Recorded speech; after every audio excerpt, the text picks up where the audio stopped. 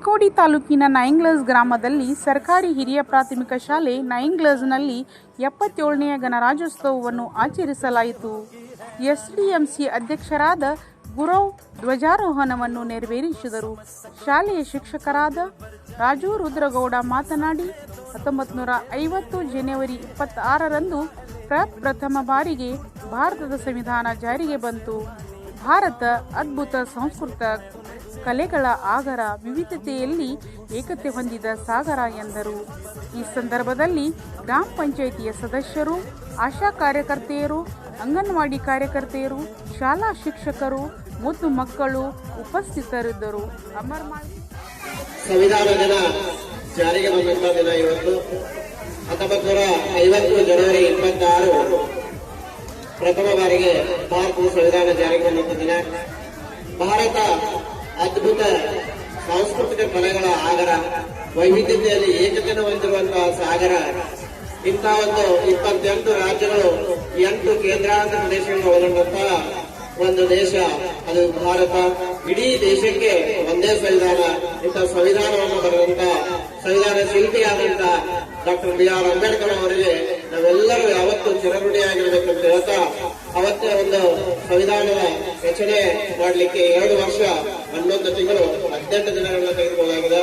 ಅಂತ ಒಂದು ಗಣರಾಜ್ಯ ನಮ್ಮ ಒಂದು ದೇಶದಲ್ಲಿ ಸಂವಿಧಾನವನ್ನ ಜಾರಿಗೆ ಮಾಡುವ ಮೂಲಕ ಗಣಗಳ ರಾಜ್ಯ, ಒಂದು ಪ್ರಜೆಗಳ ರಾಜ್ಯ, ಪ್ರಜೆಗಳೇ ಒಂದು ಪ್ರಭುಗಳಾಗಿರುವಂತಹ ರಾಜ್ಯ. ಹಾಗಾಗಿ ಸಂವಿಧಾನ ಪೀಠಿಕೆಯಲ್ಲಿ ಗಣರಾಜ್ಯವನ್ನ ಸಾರ್ವಭೌಮ, ಸಮಾಜವಾದಿ, ಜಾತ್ಯತೀತ, ಪ್ರಜಾಸತ್ತಾತ್ಮಕ ಗಣರಾಜ್ಯ ಎಂದು ಕರೆಯಲಾಗ್ತದೆ.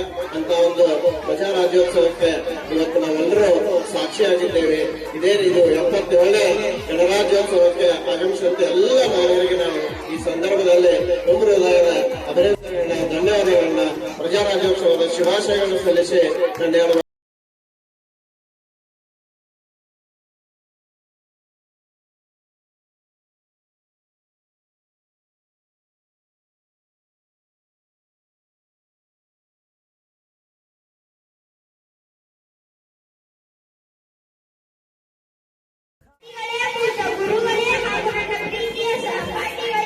ಇವತ್ತು ಜನವರಿ 26ನೇ ಗಣರಾಜ್ಯೋತ್ಸವವನ್ನು ನಾವು ಈ ದಿನ ಆಚರಿಸುತ್ತಿದ್ದೇವೆ.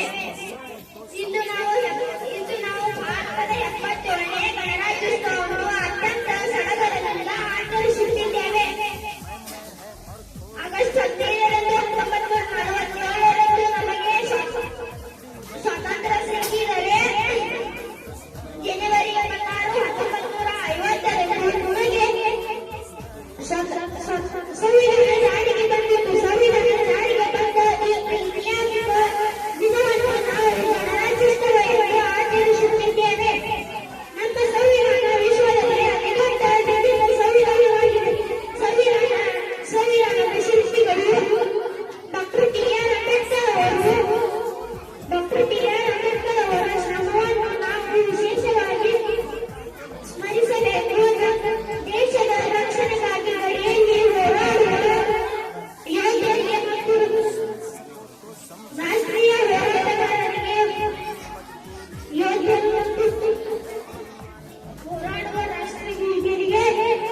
ನಮಸ್ಕರಿಸುತ್ತಾ ನಾನು ಭಾಷಣವನ್ನು ಮುಗಿಸುತ್ತೇನೆ.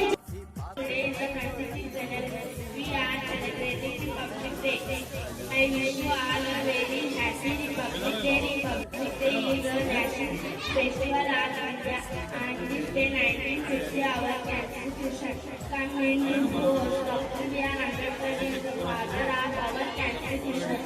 We should always respect our Constitution. I love and respect my country very much. Thank you.